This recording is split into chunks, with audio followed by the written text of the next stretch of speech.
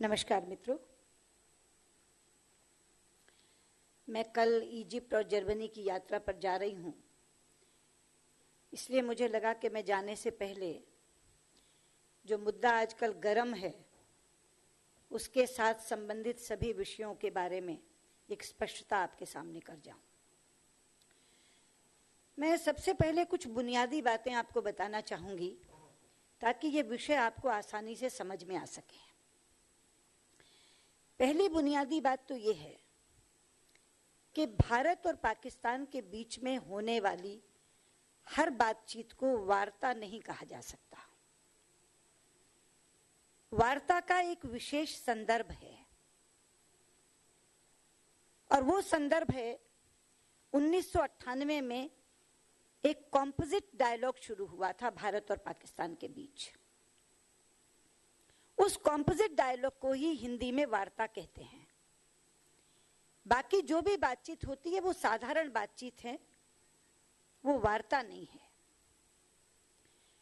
और ये composite dialogue 1998 में जब अटल जी प्रधानमंत्री थे तब प्रारंभ हुआ था और इसके 8 अंग रखे गए थे, 8 विषय रखे गए थे और वो विषय किस स्तर पर कौन उसको देखेगा ये भी तय किया गया था।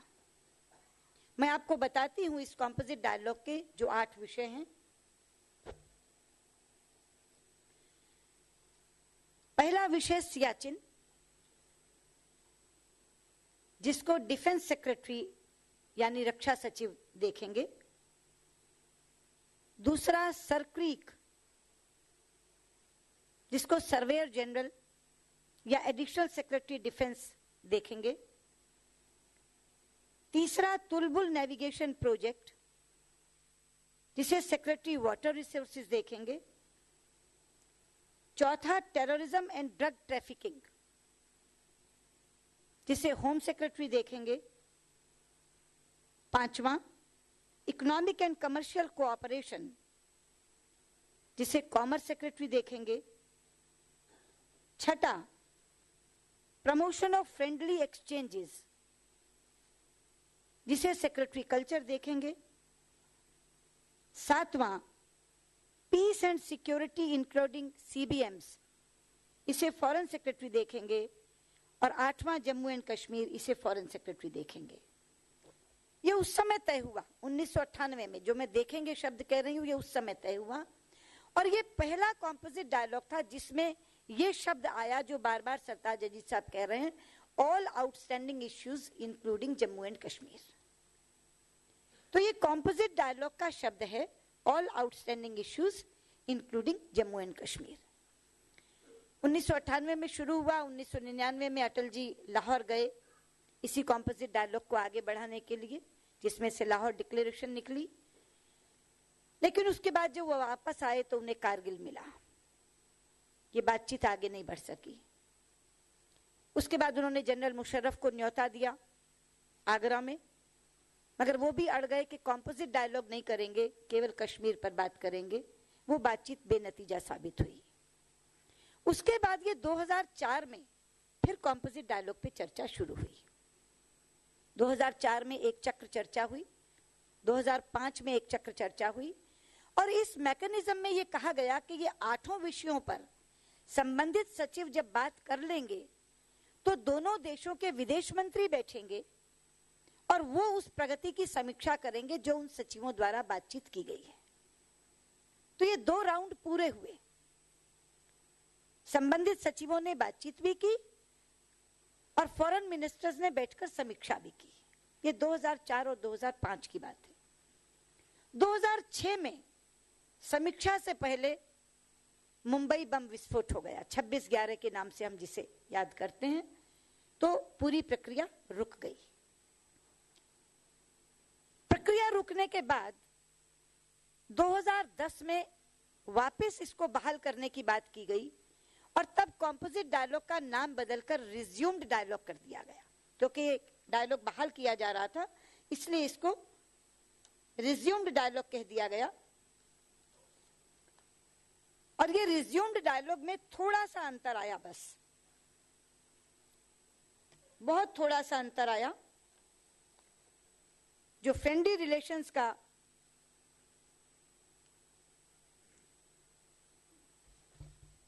जो मैंने मुंबई बम विस्फोट का, वो वही मुंबई अटैक की मैं बात कर रही हूँ, मुंबई हमले की बात कर रही हूँ। 26/11 मैंने कह के उसको स्पष्ट किया, 26/11 की घटना घट गई थी, इसलिए वो रुक गया, वो प्रक्रिया रुक गई।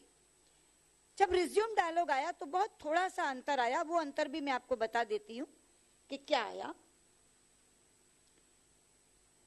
Counter terrorism including progress on Mumbai trial और ह्यूमैनिटेरियन इश्यूज, ये होम सेक्रेटरीज को दे दिए गए, क्योंकि नया विषय था मुंबई ट्रायल का। तो counter terrorism including progress on Mumbai trial and humanitarian issues, ये होम सेक्रेटरीज को दे दिए गए। पीस एंड सिक्योरिटी इंक्लूडिंग सीबीएम्स पहले की तरह फॉरेन सेक्रेटरी के पास रहे। जम्मू एंड कश्मीर पहले की तरह फॉरेन सेक्रेटरी के पास रहे। प्रमोशन ऑफ फ्रेंडली एक्सचेंजेस जो पहले कल्चर सेक्रेटरी के पास थे, वो भी फॉरेन सेक्रेटरीज को दे दिए गए। सियाचिन पहले की तरह डिफेंस सेक्रेटरीज के पास रहा। इकोनॉमिक इश्यूज पहले की तरह कॉमर्स सेक्रेटरीज के पास रहे। वुलार बराज या तुलबुल नेविगेशन जिसे हम कहते हैं प्रोजेक्ट, वो सेक्रेटरीज वाटर रिसोर्सेज के पास रहे। सरक्रीक पहले की तरह एडिशनल सेक्रेटरी और सर्वेयर जनरल के पास रहा। नाम बदल गया, थोड़ा सा स्तर बदल गया, लेकिन रिज्यूम्ड डायलॉग के नाम से ये चलने लगा। इसकी भी 2 चक्र चर्चा हुई। जो संबंधित मंत्री सचिव मैंने बताए, उन सचिवों के स्तर पर चर्चा हुई, विदेश मंत्रियों ने समीक्षा की। लेकिन 2012 में जब सीमा पर फायरिंग हुई और बिहेडिंग की घटना हुई, हेमराज हमारे जो सैनिक थे उसका सर काट लिया गया, और उस समय प्रधानमंत्री मनमोहन सिंह जी का बयान आया, there can not be a business as usual with Pakistan, तो ये प्रक्रिया रुक गई। अब मैं आपको ये कहना चाहती हूं कि ऊफा में क्या हुआ। ऊफा में जब प्रधानमंत्री नवाज शरीफ और प्रधानमंत्री नरेंद्र मोदी मिले, तो कॉम्पोजिट डायलॉग या रिज्यूम डायलॉग की बहाली नहीं हुई। जो बार बार कह रहे हैं सरताज साहब कि on all outstanding issues including Jammu and Kashmir, on all outstanding issues ये कहा गया कि we are prepared for that, वो प्रियम्बल में रखा गया। लेकिन एक ऑपरेटिव पार्ट ऊफा का बना, और वो क्यों बना ये भी बता दूं। हम बार बार कहते हैं कि terror and talks can't go together, आतंकवाद और बातचीत एक साथ नहीं चल सकते। और हम ये भी कहते हैं कि कोई भी सार्थक बातचीत आतंक और हिंसा से मुक्त वातावरण में ही हो सकती है। A productive dialogue can take place in an atmosphere free from terror and violence, ये हम कहते हैं। तो दोनों प्रधानमंत्रियों के बीच में एक सहमति बनी कि फिर क्यों ना हम पहले आतंक और हिंसा के संबंध में ही बात कर लें, यानी टेरर और टॉक्स को डीलिंक किया गया। और ऊफा में ये सहमति बनी कि हम एक बातचीत आतंक पर कर लेते हैं और एक बातचीत सीमा पर शांति के लिए कर लेते हैं। तो आप देखेंगे कि कॉम्पोजिट डायलॉग में जो स्तर था काउंटर टेररिज्म का, वो होम सेक्रेटरी लेवल था, उस स्तर को बढ़ाया गया। और क्या तय किया गया, मैं ऊफा के स्टेटमेंट से ही आपको पढ़ के बताती हूं, क्योंकि ये बात मौखिक नहीं हुई थी, ये बात लिखित में हुई थी। और ये बात मेरे पास लिखित में है, उधर आपके कैमरों में दर्ज है, क्योंकि वो दोनों विदेश सचिवों द्वारा पढ़कर बोली गई थी आप सबके बीच में। ये ऊफा का स्टेटमेंट है। जो क्या तय हुआ, a meeting in new Delhi between the 2 NSAs to discuss all issues connected to terrorism. Full stop. Early meetings of DG BSF and DG Pakistan Rangers followed by that of DG MOs. 3 meetings इसमें तय हुई, और वो 3 meeting में से एक meeting थी NSA स्तर की जो आतंकवाद पर होनी थी, एक मीटिंग थी DG BSF और पाकिस्तान रेंजर्स की जो सीमा पर शांति के लिए होनी थी, और एक मीटिंग थी DG MOs की, डायरेक्टर जनरल मिलिट्री ऑपरेशंस की, जो सीज फायर वायोलेशंस के संदर्भ में होनी थी। यानी ये जो बात बार बार नरेंद्र मोदी कहते हैं कि बम धमाकों के बीच में बातचीत की आवाज सुनाई नहीं पड़ती, उसमें से ये मीटिंग्स निकली कि फिर जहां बम धमाके होते हैं उन्हीं के बारे में पहले बात कर लें कि उनको कैसे खत्म किया जाए। और ये तीनों मीटिंग्स का स्तर भी तय हो गया और विषय भी तय हो गया। स्तर एनएसए, विषय आतंकवाद। स्तर डीजीबीएसएफ पाकिस्तान रेंजर्स, विषय सीमा पर शांति। स्तर डीजीएमओज और विषय संघर्ष विराम का उल्लंघन। ये तीनों चीजें इतनी क्लियर थी, दोनों ने सहमति दी और दोनों विदेश सचिवों ने पढ़कर सुनाई। लेकिन हुआ क्या?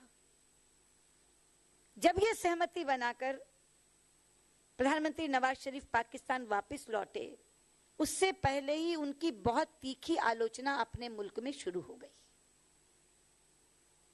और उसी दिन से उन्होंने ये मन बना लिया कि इससे बचने के लिए कुछ ऐसा करना चाहिए कि एनएसए लेवल टॉक्स ना हो। और मैं इसको उदाहरण देकर के स्पष्ट करना चाहूंगी। हमने उफा की सहमति के मुताबिक 10 जुलाई को उफा हुई, 13 दिन के बाद ही उनको एक पत्र भेज दिया कि 23 अगस्त को नई दिल्ली में एनएसए लेवल की मीटिंग होगी। भारत की तरफ से 23 जुलाई को पत्र चला गया। उसका जवाब कब आया आप जानते हैं? 14 अगस्त को, आज से 8 दिन पहले। हमने 1 महीने का नोटिस दिया, वो 22 दिन तक उसको लेकर बैठे रहे।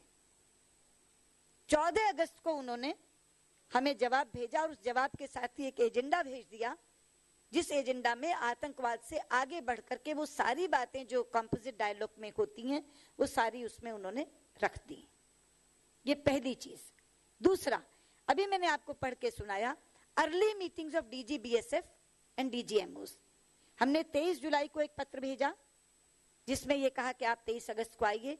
24 जुलाई को हमने दूसरा पत्र भेज दिया कि डीजीबीएसएफ और पाकिस्तान रेंजर्स की मीटिंग और डीजीएमओस की मीटिंग होनी है, उसकी तारीख हमें दे दीजिए। आप हैरान होंगे, डीजीएमओस की तारीख आज तक नहीं आई। डीजीबीएसएफ की तारीख एनएस के मीटिंग के बाद की दी, 6 सितंबर की दी। क्योंकि उनकी स्कीम ऑफ थिंग्स में क्या था? उनकी स्कीम ऑफ थिंग्स में यह था कि अगर डीजीबीएसएफ और डीजीएमओस की मीटिंग पहले हो जाएगी, जो उफा में सहमति बनी थी, तो फिर तो बातचीत का एक दौर शुरू हो जाएगा। इसलिए उन्होंने ये कहा कि पहले एनएसए लेवल की बात करो, डीजीबीएसएफ की मीटिंग इसके बाद मानो और डीजीएमओस की मीटिंग की तारीख ही अभी मत दो, क्योंकि ना एनएसए की मीटिंग होगी ना डीजीबीएसएफ की मीटिंग हो सकेगी। और डीजीएमओस की मीटिंग क्योंकि डीजीबीएसएफ के बाद होनी है, ये उफा ने कहा, तो ना वो मीटिंग हो जाएगी। तो तीनों मीटिंग्स ना हो, इसकी बुनियाद उन्होंने रख दी। 14 अगस्त को हमें जवाब देके 22 दिन तक तो एनएसए लेवल टॉक्स का ही जवाब नहीं दिया। 14 अगस्त को जवाब दिया और डीजीएमओस की मीटिंग का अभी तक हमें कोई तारीख उन्होंने नहीं दी। और डीजीबीएसएफ की मीटिंग, जिसको अर्ली मीटिंग कहा था, जो एनएसए से पहले होनी चाहिए, उसकी तारीख उन्होंने हमें उसके बाद दी। मित्रों, दबाव हम पर कम नहीं था, क्योंकि उन्होंने जाने के बाद बजाय आतंक का रास्ता छोड़ने के उस आतंक को गहराया। मैं आपको आंकड़ा दूं, आप चौंक जाएंगे। उफा से लेकर अब तक 91 बार 91 टाइम्स सीज फायर वायोलेशन हुआ है, संघर्ष विराम का उल्लंघन हुआ 91 बार। हर बार जब संघर्ष विराम का उल्लंघन होता था, हमें देश की तरफ से दबाव आता था, ये एनएसए लेवल टॉक्स खत्म कर दो। और केवल वो संघर्ष विराम के उल्लंघन तक नहीं रुके। 27 जुलाई को गुरदासपुर घटा, दीनानगर पुलिस स्टेशन में 3 सिविलियंस, हमारे 3 भारतीय नागरिक मारे गए, 4 हमारे पुलिसमैन मारे गए, 11 नागरिक घायल हुए। तब तो बहुत दबाव आया कि अब तो एनएसए लेवल टॉक्स खत्म कर दो। पर हमने कहा कि यह आतंकवादी घटना, इसका तकाजा है कि आतंकवाद पर बात होनी चाहिए, इसलिए हम टॉक्स कैंसिल नहीं करेंगे। 1 सप्ताह के अंदर ही उधमपुर घटा, जिसमें हमारे बीएसएफ के जवान भी मारे गए और एक आतंकवादी इनका जिंदा पकड़ा गया। तब तो बहुत दबाव आया कि अब तो टॉक्स बंद कर दो, रद्द कर दो। हमने कहा नहीं, क्योंकि ये टॉक्स आतंकवाद पर होनी है, क्योंकि डीजीएमओस की बात संघर्ष विराम उल्लंघन पर, सीज फायर वायोलेशंस पर होनी है, क्योंकि डीजीबीएसएफ की बात सीमा पर शांति के लिए होनी है। इसलिए ये घटनाएं कारण बन रही हैं, और भी ज्यादा कारण और प्रासंगिक बन रही हैं, और ज्यादा रेलिवेंट बन रही हैं कि ये टॉक्स होनी चाहिए। हमने घर का हर दबाव झेला, हर राजनीतिक दल का दबाव झेला, लेकिन हम टॉक्स कैंसिल नहीं करेंगे, यही हम लोगों ने अपनाया और कहा कि नहीं, टॉक्स होंगी। पर अल्टीमेटली इन्होंने एजेंडा जब हमारे पास व्यापक करके भेजा, तब हमने इन्हें 18 तारीख को जवाब दिया और कहा कि देखिए, आपने जो हमें कहा है कि आतंकवाद के अलावा वो सारी बातें आपने कॉम्पोजिट डायलॉग वाली कह दी, ये जो मीटिंग एनएसए के स्तर पर होनी है, ये आतंकवाद पर ही होगी, इसमें कोई दूसरा विषय नहीं जुड़ सकता। हाँ, आतंकवाद से संबंधित सारे मुद्दे जुड़ सकते हैं, लेकिन आतंकवाद के अलावा कोई भी मुद्दा इसमें नहीं जुड़ सकता। जहां तक आज सरताज साहब कह रहे थे कि भारत भागना चाहता है आउटस्टैंडिंग इश्यू से, मैं इस प्रेस कॉन्फ्रेंस के माध्यम से कहना चाहती हूं कि भारत बिल्कुल भागना नहीं चाहता, लेकिन भारत वो माहौल बनाना चाहता है जिसमें वो बातचीत हो सके। और उफा में जो हुआ मित्रों, वो रिज्यूम्ड डायलॉग को बहाल करने के लिए नहीं हुआ, कॉम्पोजिट डायलॉग को बहाल करने के लिए नहीं हुआ, बल्कि कॉम्पोजिट डायलॉग जो बाद में रिज्यूम डायलॉग के नाम से जाना जाता है, उसको शुरू करने का माहौल बने, इसके लिए हुआ। ये अंतर हम समझ लें। उसकी जो सहमति बनी वो इसलिए बनी कि एक वातावरण ऐसा बना दो कि जिसमें वो रिज्यूम डायलॉग वापस बहाल हो सके। तो वो जितने विषय आज पाकिस्तान कह रहा है, all outstanding issues including Jammu and Kashmir, उन सब पर बात होगी, लेकिन कब होगी? जब पहले आतंकवाद और हिंसा समाप्त होगी, और आतंकवाद और हिंसा समाप्त हो, इसके लिए ये बातचीत तय की गई। अब इस बातचीत को ही खत्म कर दो, इस बातचीत में ही मत आओ, उसके दायरे को बड़ा कर दो, फिर हुर्रियत को स्टेक होल्डर मानो। मित्रों, को शिमला समझौते की स्पिरिट भी है, दोनों देश हस्ताक्षरी हैं उस पर, जिसमें हमने ये कहा है कि जब भी भारत और पाकिस्तान के बीच में वार्ता होगी, मैं वार्ता शब्द इस्तेमाल कर रही हूं, वार्ता होगी तो केवल भारत और पाकिस्तान दो देशों के बीच में होगी, ना कोई तीसरी पार्टी, ना कोई तीसरा व्यक्ति उसमें मध्यस्थता करेगा, ना भागीदार होगा। इसलिए मैं आज यहां कहना चाहती हूं कि शिमला समझौते की स्पिरिट को बनाए रखते हुए सरताज अजीज साहब, आप हुर्रियत को या किसी भी अन्य को तीसरा पक्षकार मत बनाइए। और मैं कहना चाहती हूं कि उफा की स्पिरिट का सम्मान करते हुए आप बातचीत का दायरा आतंकवाद से आगे मत ले जाइए। और आप आना चाहते हैं तो ये दोनों बातें मैं आपसे कहती हूं, आप तीसरे को पक्षकार मत बनाइए, भारत और पाकिस्तान के बीच में बातचीत होनी चाहिए, और आतंकवाद से आगे दायरा मत बढ़ाइए। आपका स्वागत है, आप आइए, और इन दोनों चीजों की परिधि को सामने रखते हुए आप आइए। मैंने इसीलिए कहा था कि पहले मैं आपको बता दूं, एक बुनियाद बता दूं, एक पृष्ठभूमि बता दूं। कॉम्पोजिट डायलॉग के इश्यूज एनएसए लेवल पर तय नहीं हो सकते। कॉम्पोजिट डायलॉग के इश्यू डीजीबीएसएफ, डीजीएमओस की चीज में तय नहीं हो सकते। उफा की सहमति बिल्कुल एक अलग सहमति है, और दोनों चुने हुए प्रधानमंत्रियों के बीच में बनी है, देश के दो बड़े नेताओं के बीच में बनी है। मैं कहना चाहूंगी कि उन ताकतों के दबाव से मुक्त होइए जो इसको समाप्त करना चाहते हैं। हमने इतने दबाव झेल करके भी ये बातचीत होनी चाहिए, ये अपने देश के लोगों को समझाया है, राजनीतिक दलों को समझाया है, क्योंकि ये बातचीत आतंक पर होनी है, इसलिए इसको होने दीजिए। टेरर एंड टॉक्स नहीं हो सकते, पर टॉक ऑन टेरर तो डिजायरेबल है, होना चाहिए। और इसीलिए क्योंकि ये टॉक्स ऑन टेरर हैं, हमने इसको चालू रखा और हमने कहा कि ये टॉक्स होनी चाहिए। मैं आज भी कह रही हूं कि आप तीसरे पक्ष को पक्षकार मत बनाइए, बात भारत और पाकिस्तान के बीच में कीजिए। और मैं ये भी कह रही हूं कि आतंकवाद से आगे इस बातचीत का दायरा मत ले जाइए, केवल आतंकवाद पर बात करने आइए। आपका स्वागत है, धन्यवाद। Smita Sharma.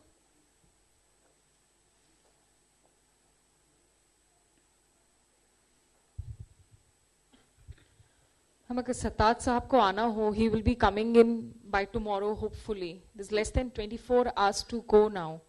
Is it really looking possible that even if he were to come and you were to sit down and then they were to bring up the issue of Kashmir, would your delegation be in a position to move out of the room? Would you gag him?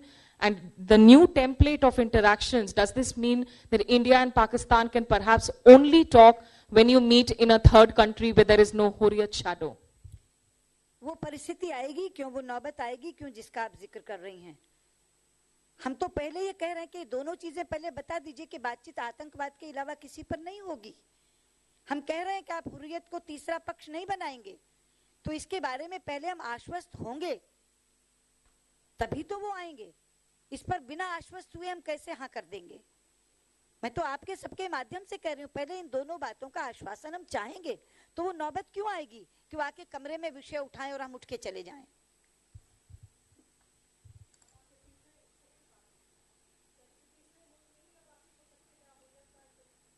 नहीं, तीसरे मुल्क में बातचीत नहीं। जब दोनों देशों के बीच में बातचीत होनी है तो दोनों देशों में, नई दिल्ली में होगी, इस्लामाबाद में होगी, दोनों में से कहीं होगी। और कॉम्पोजिट डायलॉग की सारी बातचीत इन्हीं दोनों देशों में हुई है। Thank you Vikas sir, thank you ma'am. मैं मनीष हूँ इंडिया टीवी से। मेरा सवाल ये है कि सरताज अजीज साहब ने एक बार फिर आपको कह दिया है कि आपकी तरफ से अनाउंस हो जो बात, वो साथ में वो ये भी कह रहे हैं कि हमें बहुत उम्मीद ही नहीं है कि जो बातचीत होगी मंडे को उसमें कोई रिजल्ट आएगा। ऐसी स्थिति में अगर वो आएंगे भी तो हमें क्या मिलेगा? क्यों नहीं हम कहते हैं कि जब आपको कोई उम्मीद नहीं है तो आप मत आइए। देखिए, जहां तक उम्मीद का सवाल है, बातचीत होती है, थोड़ा नतीजा निकलता है, कभी ज्यादा नतीजा निकलता है, और हम लोग तो उम्मीद से ही बैठेंगे। उन्हें उम्मीद ना हो, लेकिन हो सकता है यहाँ आकर उनकी उम्मीद बंधे, लेकिन बात करने की पहले सवाल है, वो उम्मीद वाला बात बाद में आती है। पहले ये है कि जो बात मैं कह रही हूँ वो दोनों उन्हें स्वीकार हैं तो आए। हो सकता है यहाँ की बातचीत से उम्मीद उनकी बंध जाए।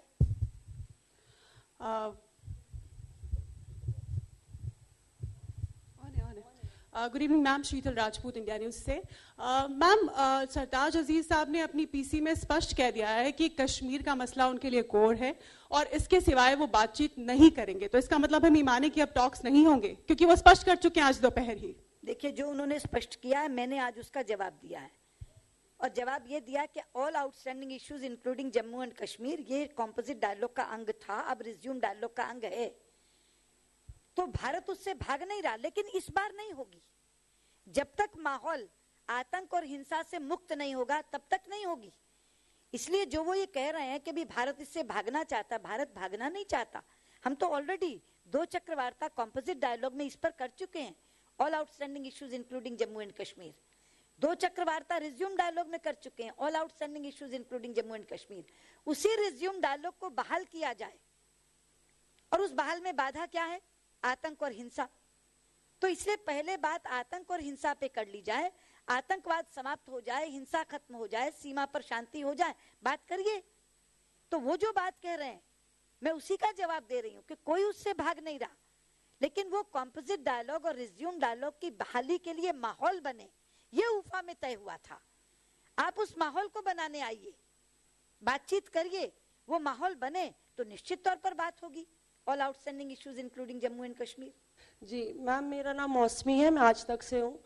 मैम, सरताज अजीज साहब ने साफ तौर पे अपनी पीसी में कहा कि मैं भारत आने को तैयार हूँ अगर कोई प्री कंडीशंस नहीं लगाए जाएं, और उसमें उन्होंने कश्मीर की भी बात करी और उन्होंने हुर्रियत नेताओं की भी बात की। आज आपने अभी अपने प्रेस कॉन्फ्रेंस में कहा कि हुर्रियत नेताओं से कोई तीसरा पक्ष नहीं होना चाहिए, और कश्मीर के बारे में भी आपने स्पष्ट कर दिया। इसको हम किस तरह इंटरप्रेट करें? क्या आप एक संकेत दे रहे हैं पाकिस्तान को कि प्री कंडीशंस भारत अपनी तरफ से लगा रहा है इस दोनों मुद्दों पर? नहीं, ये प्री कंडीशंस नहीं, यही मैं उनको समझाना चाह रही हूँ। वो आने को तैयार है, इसका जवाब है हम बुलाने को तैयार हैं। जिसको वो प्री कंडीशंस कह रहे हैं, मैं उन्हें कह रही हूँ ये प्री कंडीशंस नहीं है। शिमला समझौता कब हुआ था? तीसरा कोई पक्ष नहीं होगा, वो शिमला समझौते की स्पिरिट है, सिद्धांत है वो। आज भारत प्री कंडीशन नहीं लगा रहा, केवल 2 देश वार्ता करेंगे, ये शिमला समझौते का सिद्धांत है जिसपे दोनों ने हस्ताक्षर किए हैं। बातचीत आतंकवाद के आगे नहीं होगी, कश्मीर पर नहीं होगी, केवल आतंकवाद पर होगी, ये उफा की स्पिरिट है जिस पर दोनों नेताओं ने हस्ताक्षर किए। जिसको दोनों विदेश सचिवों ने बोला है, इसलिए मैं उन्हीं की बात का जवाब दे रही हूं कि भारत कोई प्री कंडीशन नहीं लगा रहा। सरताज साहब, आप आने को तैयार हैं तो हम भी बुलाने को तैयार हैं, लेकिन हम बिना कोई शर्त, हम कोई शर्त नहीं लगा रहे, हम केवल आपको याद दिला रहे हैं कि तीसरा पक्ष कोई ना हो। ये शिमला समझौते में आपने भी माना है, और बातचीत केवल आतंकवाद पर हो, ये उफा में आपके हमारे दोनों प्रधानमंत्रियों ने माना है। उसी में जो उफा में आपने स्टेटमेंट जो था उसमें उन्होंने रीड करके बोला कि responsibility to ensure peace and promote development, ये लाइन है। उन्होंने कहा इसका मतलब ही कश्मीर है, क्योंकि पीस एंड डेवलपमेंट वो ये इंटरप्रेट कर रहे हैं। देखिए, मैं पहले तो आप उस पैराग्राफ को ही पूछेंगे, वो पैराग्राफ प्रियम्बल है, ऑपरेटिव पार्ट नीचे है, उसे नहीं पढ़ रहे। वो जो बात है कि we are prepared for all outstanding issues और पीस एंड डेवलपमेंट, वो प्रियम्बल है। सवाल ये तय क्या हुआ, करना क्या तय हुआ, वो मैंने आपको पढ़ के सुनाया, वो ऑपरेटिव पार्ट है। वो ऑपरेटिव पार्ट को नहीं पढ़ रहे कि ऑपरेटिव पार्ट में जो मीटिंग्स तय हुई, बाकी तो फिशरमैन रिलीज करेंगे, वॉइस सैंपल देंगे, वो अलग बात है। मीटिंग कौन सी तय हुई? ऑपरेटिव पार्ट में मीटिंग 3 तय हुई। एक मीटिंग एनएसएस स्तर की, जिस पर बात होगी all issues relating to terrorism, लिखा है उसमें। दूसरी 2 मीटिंग तय हुई, एक डीजी बीएसएफ और रेंजर्स की और एक डीजी एमओस की। तो बॉर्डर पर शांति के बारे में चर्चा होगी और आतंकवाद पर चर्चा होगी। ये उसका ऑपरेटिव पार्ट है जो मैं उन्हें बताना चाहती हूँ। सुषमा जी, उमाशंकर एनडीटीवी से, आपने कहा कि हुर्रियत को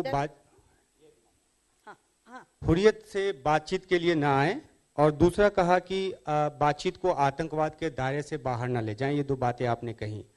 कि आज जो अजीज साहब ने पीसी की थी उसमें उन्होंने कहा कि भारत जो है वो मीडिया के जरिए डिप्लोमेसी कर रहा है। मेरा सवाल ये है कि क्या डिप्लोमेटिक चैनल के जरिए भी ये संदेशा पाकिस्तान को दिया गया है, और क्या आपको जवाब का इंतजार है? ये बिल्कुल गलत कह रहे हैं कि मीडिया के थ्रू डिप्लोमेसी कर रहा। हर चीज हमारे हाई कमिश्नर जो वहाँ हैं, राघवन साहब, वो उन तक हमारा मैसेज लेकर जाते हैं। रात वाला मैसेज भी उन्होंने रात को जाकर के डिलीवर किया।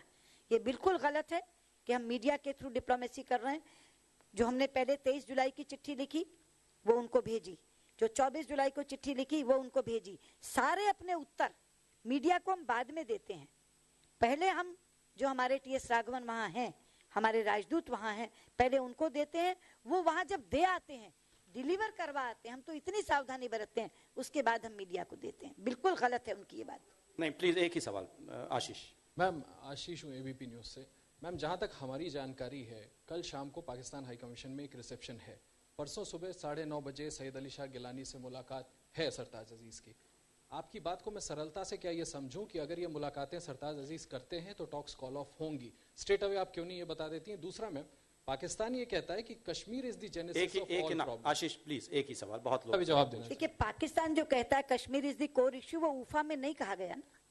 हम बात उफा की, ये मीटिंग्स किसके उसमें हो रही है? ये मीटिंग उफा से निकली है, और उफा में ये तय हुआ कि जो बाकी बातचीत है, all outstanding issues including Kashmir, उसमें एक बाधा बनी हुई है, आतंक और हिंसा। तो आइए पहले आतंक और हिंसा पे बात करके उसको खत्म कर लें, फिर outstanding issues including Jammu and Kashmir पे बात कर लेंगे। तो उफा से जो मीटिंग निकली है, उस मीटिंग में नहीं है ना कश्मीर। उफा से जो मीटिंग निकली है उसमें निकला है NSAs will talk on all issues relating to terrorism. वहीं तक रुके ना। और जो आपने बात कही है कि वो आ जाएंगे और बात करेंगे, वो तो जब आएंगे तो बातें तय है ना। जो आप कह रहे हैं शेड्यूल तय है, वो शेड्यूल तो तब तय है जो आज अभी मैंने कहा है। वो मेरी प्रेस कॉन्फ्रेंस का इंतजार कर रहे हैं, ये कहा गया ना वहाँ कि हम उनकी प्रेस कॉन्फ्रेंस का इंतजार कर रहे हैं। तो वो जो मेरी प्रेस कॉन्फ्रेंस का इंतजार कर रहे हैं, मेरा 2 वाक्यों में संदेश है उनको। पहली चीज, शिमला समझौते की स्पिरिट में हुर्रियत को या किसी भी अन्य पार्टी को आप तीसरा पक्ष मत बनाइए। दूसरा, उफा की स्पिरिट का सम्मान करते हुए आप बातचीत का दायरा आतंकवाद से ज्यादा मत बढ़ाइए, और जरूर आइए, हम आपके स्वागत को तैयार हैं। अब इसका जवाब मैं इंतजार करूंगी ना। उन्होंने जो मेरी बातचीत का इंतजार किया, मैं उन्हें जवाब दे रही हूँ कि आप आने को तैयार हैं सरताज साहब, हम बुलाने को तैयार हैं। केवल हमारी 2 बातें हैं, एक शिमला समझौते की स्पिरिट का सम्मान रखिए और एक उफा की स्पिरिट का सम्मान रखिए। हमारी कोई शर्त नहीं है। हम वो दोनों चीजें कह रहे हैं जिस पर आपके नेताओं के भी हस्ताक्षर हैं और हमारे नेताओं के भी हस्ताक्षर हैं। हम केवल ये कह रहे हैं उन स्पिरिट्स का सम्मान करिए, शिमला समझौते का सम्मान करके, हुर्रियत को पक्षकार मत बनाइए, तीसरा, और उफा का सम्मान करते हुए आतंकवाद का दायरा मत बढ़ाइए। ये 2 बातें मैं कह रही हूँ, अब वो उसके बाद जवाब देंगे। Sanjay. Ma'am, you rightly spoken about terror being the focus of the talks. Now, one new aspect of terror has come up, and that is a very old case of Dawood Ibrahim. According to the evidence that Times Now has, Dawood Ibrahim is in Karachi. Times Now has evidence, and we have spoken even with his wife today. Now, the question is India going to ask for Dawood Ibrahim's extradition? Are we going to ask Pakistan to give Dawood Ibrahim to India? देखिए, पहली बात तो ये विषय इससे बिल्कुल related नहीं है कि वो आएंगे कि नहीं आएंगे, बातचीत होगी। दूसरा, टाइम्स नाउ के या किसी मीडिया चैनल के एविडेंस को कोई दूसरा देश कभी स्वीकार नहीं करेगा। जब हम और वो बैठ करके बात करेंगे तब हमारे पास जो सबूत है उस पर बात होगी। क्या वो देंगे, क्या हम देंगे, इस पर बातचीत होगी ना। कोई भी, वो तो आप कह रहे हैं अभी वो मीडिया डिप्लोमेसी की बात कर रहे हैं, वो मीडिया एविडेंस पर बात करेंगे क्या? तो आपके पास जो एविडेंस है वो भारत सरकार को दीजिए। तो अगर भारत सरकार समझेगी कि वो वर्थ है देना, तो भारत सरकार देगी उसको। रंजीत कुमार। मैडम, रंजीत कुमार, नवभारत टाइम्स से। आज सरताज अजीज साहब ने टेलीविजन पर एक डॉजियर दिखलाई रॉ के बारे में कि रॉ क्या क्या पाकिस्तान में कर रहा है, और उन्होंने कहा कि यदि वो भारत में डॉजियर नहीं दे पाएंगे तो न्यूयॉर्क में जरूर देंगे। तो क्या ऐसी कोई संभावना है कि न्यूयॉर्क में आप लोग जरूर मुलाकात करेंगे उन दोनों देशों के बीच? देखिए, ऐसा है, कितना सीरियस डॉजियर है वो कि जो भारत में आके टेबल पे देने के बजाय न्यूयॉर्क में चलते चलते देना चाहते हैं। ये डॉजियर्स अपने आप में बहुत गंभीर चीजें होती हैं और इनको गंभीरता से लेना चाहिए। सरताज साहब बहुत गंभीर व्यक्ति हैं, मेरी उनसे बहुत बार चर्चा हुई है, बहुत ही ज्यादा गंभीर व्यक्ति है। मुझे नहीं मालूम उन्होंने कैसे ये बात कह दी। ये डॉजियर्स का आदान प्रदान रास्ते चलते राह और गलियारों में होता है क्या? सुषमा जी, कृष्ण मोहन शर्मा, न्यूज नेशन से। हाँ, इस तरफ हाँ, वो सरताज साहब ने ये भी कहा कि यूएन रिजोल्यूशन के तहत बात हो, और एक बात उन्होंने ये भी कही कि हमें पहले भी ऐसा लगता था कि भारत में बातचीत होगी तो ये बेनतीजा निकलेगा। तो मेरा सवाल ये है कि जब बातचीत बेनतीजा निकलेगा तो बातचीत हो ही क्यों रही है? नहीं, ये तो मैं अभी इसका जवाब मैंने दिया कि उनका ये समझना कि बेनतीजा निकलेगी क्योंकि उनको आना ही नहीं था, उनको कोई बात करनी नहीं थी। अगर वो यहाँ आकर के बात करते तो नावेद की तस्वीर दी जाती ना, वो डोजियर की बात कर रहे हैं, वो तो क्या कागज देंगे? हम तो जिंदा सबूत है हमारे पास, हम तो जिंदा आदमी खड़ा कर देंगे उनके सामने कि ये देखिए ये आपका आतंकवादी है। इसलिए वो भाग रहे हैं, बातचीत से भाग रहे हैं। तो अब वो कह रहे हैं बेनतीजा होगी, लेकिन हम कहते हैं कि इस साले के बाद भी वो आए, नतीजा निकलेगा। बातचीत में बैठे तो सही, हम देंगे उन्हें सबूत। अगर हम ये कहते हैं कि ये स्टेट स्पॉन्सर्ड टेररिज्म है, अगर हम ये कहते हैं कि सीमा पार से ये चीजें आ रही हैं, तो हम देंगे उनको सबूत। और जैसे उन्होंने कहा कि वो डोजियर देंगे, हम जिंदा आदमी देंगे। मैम, निधि राजदान, एनडीटीवी से। मैम, यहाँ पे। हाँ, हाँ। Ma'am, I just wanted to understand, अभी आपने कहा कि आप उनसे आश्वासन चाहते हैं, एक तो हुर्रियत को थर्ड पार्टी ना बनाएं और दूसरा ये टेररिज्म पे ही टॉक्स हों। तो क्या इसका मतलब है कि टॉक्स कल तभी, परसों तभी होंगी जब तक उनका जवाब आता है कि वो आश्वासन ये दे पाएंगे कि नहीं? जी बिल्कुल, परसों का कल ही, आज की रात है सिर्फ, आज की रात ही है सिर्फ जवाब देने के लिए। हाँ, आज की रात ही है। मुकेश कौशिक।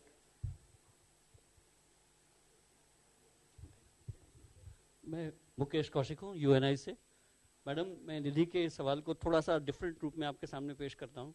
आपने कहा कि तीसरा पक्ष अगर सामने आता है या आतंक से ऊपर बातचीत के दायरे से बाहर जाती है तो अगर आप आना चाहते हैं तो आइए, लेकिन अगर उनका जवाब दोनों पर ना है कि तीसरे पक्ष को हम शामिल करेंगे और आतंक से ऊपर बात करेंगे, तो क्या आप ये भी कह रही हैं कि तब ऐसी स्थिति में मत आइए? तो बातचीत नहीं होगी।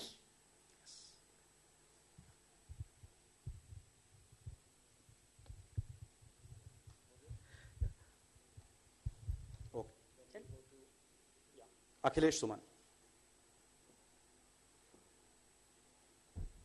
मैडम, मैं अखिलेश सुमन, राज्यसभा टीवी से। एक सवाल बहुत सारे लोग पूछ रहे हैं कि हुर्रियत वाली जो बात है, उन्होंने कहा कि परंपरा रही है कि हुर्रियत से जब भी हम आते रहे हैं भारत में तो मिलते रहे हैं। तो शिमला समझौता काफ़ी पहले हुआ था और इस बीच में यह परंपरा जारी रही।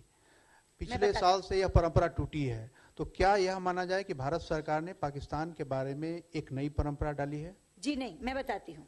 देखिए, जब भी पहले ये लोग आए हैं तो लीडर्स आए और उन्होंने मीटिंग सीख की कि हम आपसे मिलना चाहते हैं, और इन्होंने मीटिंग दे दी।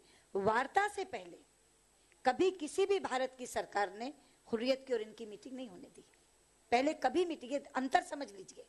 वार्ता से पहले जब मिलते हैं तो उसका मतलब होता है कि आप उनको स्टेक होल्डर मानते हैं, और इस बार तो उन्होंने साफ कह ही दिया कि हम तो उनको जेन्युइन स्टेक होल्डर मानते हैं, बोल ही दिया उन्होंने। लेकिन वैसे कोई भारत पाकिस्तान से आता है और ये उनसे मांगते थे मीटिंग के, हमको तो लोग मिलने देते थे।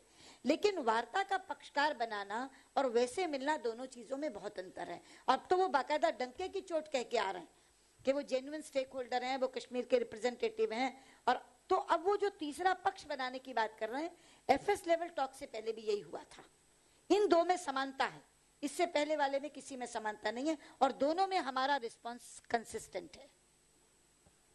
जी मैम, मेरा नाम रुचिका तलवार है, जी न्यूज से। इधर मैम, अगर पाकिस्तान अपनी तरफ से टॉक्स कैंसिल कर देता है, जैसा आपने कहा कि आज की रात ही है, तो फिर आगे क्या रास्ता है हमारे पास? क्या हमने सोचा है कि आगे हम कैसे बातचीत को या इस सिलसिले को कैसे बढ़ाएंगे? देखिए, ऐसा है, भारत और पाकिस्तान के रिश्तों का सफर बहुत गड्ढों भरी सड़क पर हो रहा है। इसीलिए इस पर कभी हिचकोले लगते हैं, कभी गाड़ी की कमानियां टूटती हैं, कभी टायर पंक्चर होते हैं, पर संभल सुमल के फिर दोबारा चल पड़ते हैं। जब लाहौर के बाद कारगिल हुआ तो लोगों को ये लगता था अब तो कभी बातचीत नहीं हो सकती, क्योंकि बहुत बड़ा विश्वासघात था वो। मगर उसी कार्यकाल के प्रधानमंत्री अटल बिहारी वाजपेयी जी ने 1 वर्ष बाद आगरा में न्योता दिया जनरल मुशर्रफ को। वो बातचीत बेनतीजा हुई। अब लगा अब तो लाहौर में ये चीज टूट गई, अब तो कभी बातचीत नहीं हो सकती।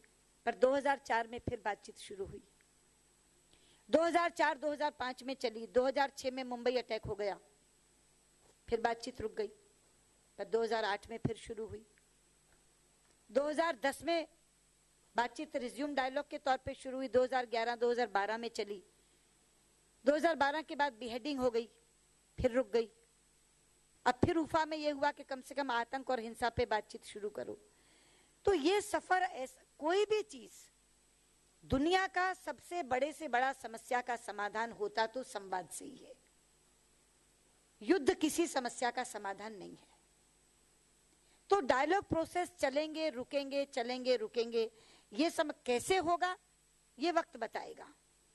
लेकिन हमारा तो अभी ये कहना, अभी भी कुछ घंटे बाकी हैं, इन दो चीजों को वो मान ले तो कल ही डायलॉग शुरू हो जाएगा।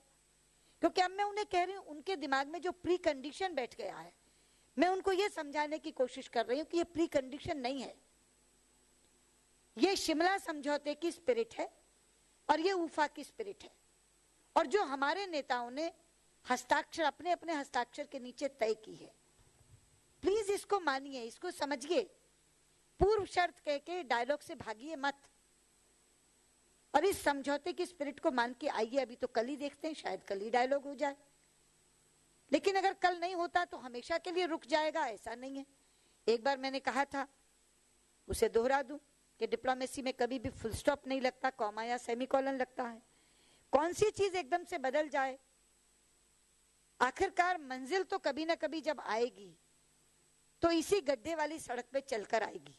लेकिन कितने हिचकोले और लगने हैं, कितने झटके और लगने हैं, इसको देख सकते हैं। Ma'am, my name is Aditya Raj Kaul. I'm from Times Now. I just want to ask on the NSA talks on terrorism. You have been maintaining that it's mentioned in the UPA that the talks would be on terrorism. Perhaps that's the reason Pakistan does not want to be confronted with it. You spoke about Mumbai 26/11 attacks. You spoke about Mohammad Nawed from the Udhampur attacks. But on the issue of Dawood Ibrahim, you spoke about the evidence that India has. India has been reiterating that he's based in Karachi. Now, the family members of Dawood Ibrahim are also claiming that he's very much there, he's in safe custody. Does the government believe that apart from the evidence that it has, that yes, Dawood Ibrahim is in Pakistan, and during the NSA talks, ma'am, will it be raised, will the concerns be raised and evidence in the form of dossiers or whatever is conducive shared at the NSA level with Pakistan? Government जो believe करती है उसको पाकिस्तान से share करेगी, यहाँ अभी media से share नहीं करेगी। और वो जो आप कह रहे हैं अगर एनएसए लेवल टॉक्स होती हैं, जो मैं कह रही हूँ कि शायद कल हो जाएं, तो उसमें क्या क्या बात हुई वो आपको बताया जा सकता है बाद में कि हमने ये बात की। अंशल, हाँ माइक ले लो। IBN दोनों देश एक ही बात कह रहे हैं। वो कह रहे हैं आप प्री कंडीशंस इंपोज कर रहे हैं, हम कह रहे हैं वो कर रहे हैं। वो बोल रहे हैं we are committed to talks, हम बोल रहे हैं we are committed to talks.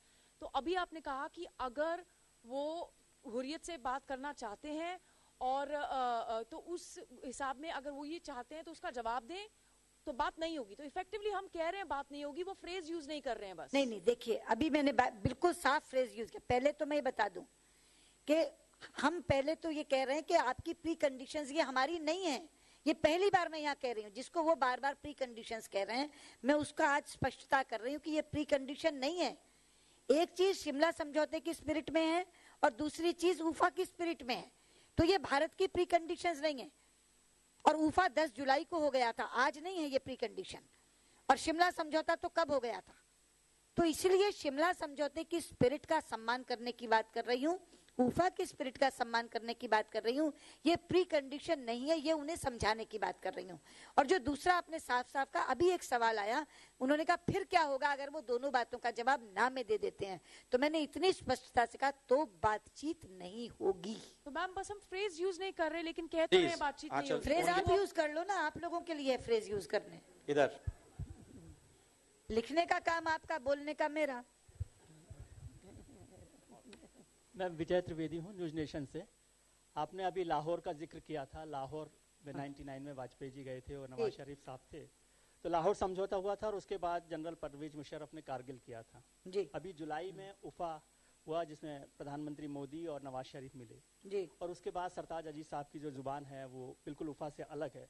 क्या आप समझते हैं कि पाकिस्तान की जो पॉलिटिकल लीडरशिप है वो कमजोर है और उसका जो बात है, उसकी जो कहना चाहिए विश्वास है, उसको नहीं किया जा सकता? भारत सरकार, जो भारत की जो पॉलिटिकल लीडरशिप है जो कहती है उसे पूरा हिंदुस्तान उस तरह से मानता है, उसका ऑफिशियल्स उस तरह से मानते हैं, लेकिन पाकिस्तान के प्रधानमंत्री उफा में जो बात कहते हैं वो सरताज अजीज नहीं मानते। तो क्या आप पाकिस्तान की पॉलिटिकल लीडरशिप को कमजोर देखती हैं? देखिए, मैं एक चीज कह सकती हूँ कि भारत का राजनीतिक नेतृत्व इतना मजबूत है कि वो हर तरह के दबाव झेल सकता है और उसने झेले। जैसे मैंने कहा 91 बार सीज फायर वायोलेशन हुआ, कहा गया रद्द कर दो, नहीं हमने झेला।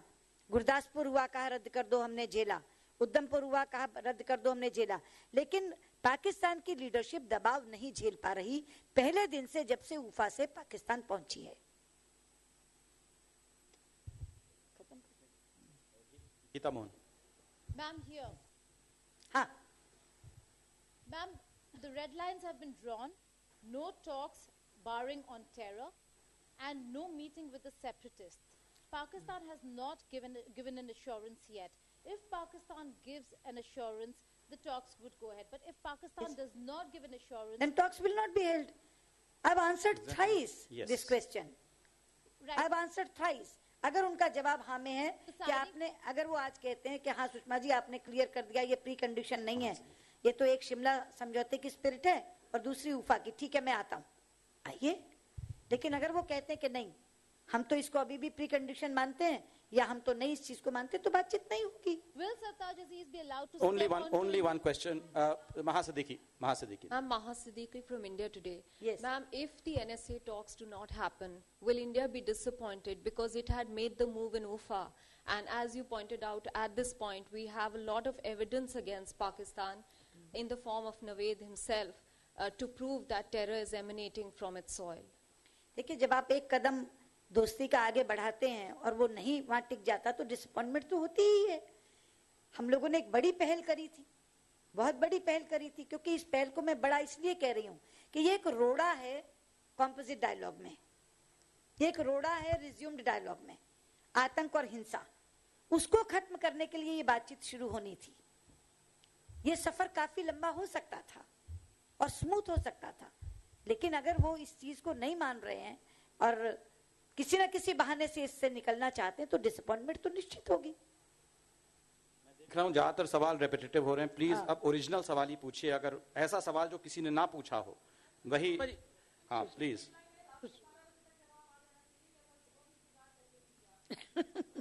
12 बजे अंग्रेजी की उसके हिसाब से दिन बदल जाता है, तारीख दूसरी आ जाती है। सुषमा जी नमस्कार, मेरा नाम प्रदीप है, टोटल न्यूज से इधर। सुषमा जी, सुषमा जी मेरा सवाल ये है कि जिस तरीके से आपने कहा कि जब वो उफा से लौटे प्रधानमंत्री नवाज शरीफ, उनके ऊपर दबाव था और ये दबाव वो झेल नहीं पाए। आपने इशारा किया कि कुछ ऐसी ताकतें हैं पाकिस्तान में जो उन पर दबाव डाल रही थी, वो ताकतों का जिक्र करेंगी आप?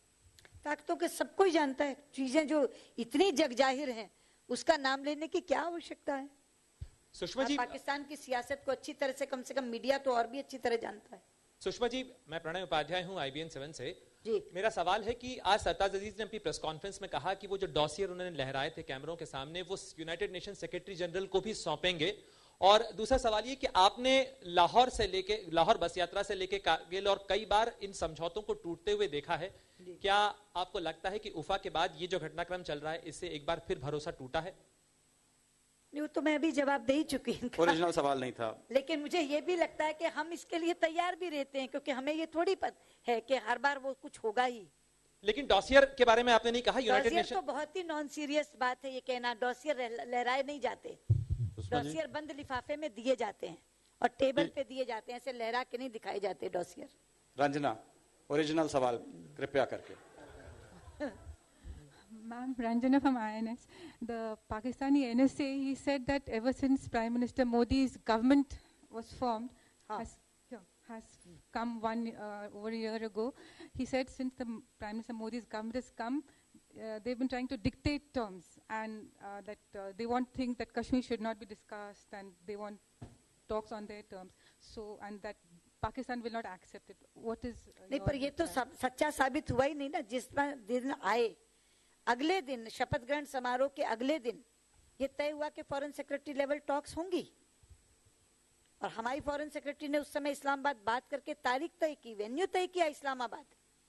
तो ये उनकी बात तो उसी दिन गलत साबित हो गई। Sachin, last 2 questions. अच्छा, पहले ये बहुत समय से question. Sushma ji, Raman from News 24। Raman from News 24। Ma'am, जो प्रधानमंत्री जी के शपथ ग्रहण समारोह में पाकिस्तान के प्रधानमंत्री आए थे, उस वक्त ऐसा लगा था कि भारत और पाकिस्तान के बीच में एक बेहतर संबंध की शुरुआत हो रही है। लेकिन विदेश सचिव लेवल की वार्ता और उसके बाद फिर NSA लेवल की वार्ता का जो रुख लग रहा है, उससे आपको लग रहा है कि प्रधानमंत्री को भी आश्चर्य हो रहा है कि जो डिप्लोमेटिक एक वार्ता वो शुरू करने की कोशिश करते हैं उसका नतीजा नहीं निकल पाता है? हाँ, तो पहले भी बहुत बार हुआ है। जो प्रधानमंत्री मोदी और प्रधानमंत्री नवाज शरीफ की बातचीत हुई, उससे जो एक द्वार खुला, उससे कहीं बड़ा द्वार खुला था जब प्रधानमंत्री नवाज शरीफ और प्रधानमंत्री अटल बिहारी वाजपेयी जी की बात हुई थी। और वो तो खुद बस लेकर के गए थे, बात हुई थी, वापस आके कारगिल मिला। तो ऐसे झटके लगते रहे हैं पहले भी। Ma'am, Dr. Awad from SANA, South Asia Bureau Chief. When we in Pakistan used to talk on Kashmir, Jammu and Kashmir, India made it very clear to us that it is a composite dialogue. There are many issues, including Jammu and Kashmir. Yes. Can I say now that the core issue for India, between India and Pakistan, is terrorism? If there is no movement in terrorism, no composite dialogue? Thank you. Only for NSA level talks. Only for NSA level talks, this is the core issue, is terrorism. And it was agreed by both the prime ministers there in Ufa. Sachin. Ma'am, Sachin from Times of India. I think it was in July 2001 that the Honorable then Prime Minister Mr. Atal Bihari Vajpayee allowed a meeting between the All-Party Hurriyat Conference and Pervez Musharraf, the visiting Pakistan president then. So now with the benefit of hindsight, would you say that the Prime Minister was wrong then in allowing that meeting to take place? बीत गई सो बात गई। खत्म करिए। नहीं, आपका सवाल हो चुका। आखिरी सवाल, ओरिजिनल सवाल, किसके पास ओरिजिनल सवाल है? आखिरी। ओके।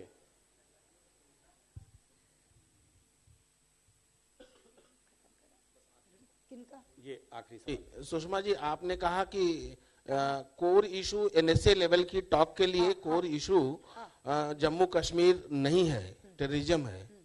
तो क्या ये मान लिया जाए कि जब समग्र वार्ता प्रक्रिया शुरू होगी कभी भी, तो उसमें कोर इशू रहेगा जम्मू कश्मीर? नहीं, वो तो ऑलरेडी तय है। मैंने कितनी बार कहा, कोर इशू नहीं है वो। समग्र वार्ता में है all outstanding issues including Jammu and Kashmir. वो लिखित भाषा है भैया, उसी पर बातचीत आगे बढ़ी है। कोर इशू कभी किसी ने नहीं कहा Jammu Kashmir. All outstanding issues, including Jammu and Kashmir. With this, the press conference comes to a close. Please join us for some refreshments in the foyer. Thank you all.